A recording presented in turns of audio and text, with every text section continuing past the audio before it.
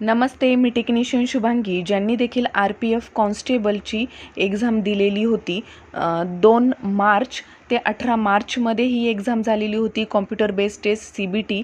तर याची आन्सर की आलेली आहे आणि ही आन्सर की तुम्ही भारतीय रेल्वेच्या ऑफिशियल वेबसाईटवर जाऊन पाहू शकता.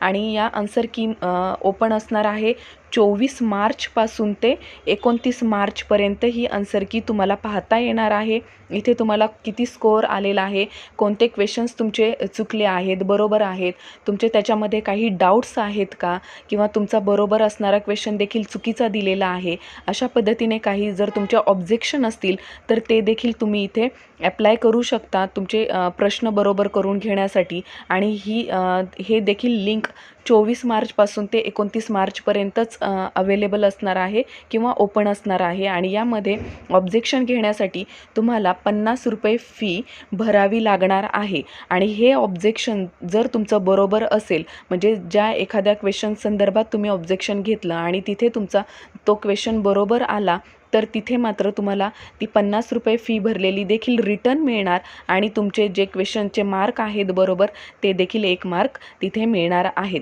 तर अशा पद्धतीने तुम्ही आन्सर की पाहू शकता 24 मार्चपासून ते 29 मार्चपर्यंत RPF कॉन्स्टेबलची आन्सर की पाहू शकता. धन्यवाद.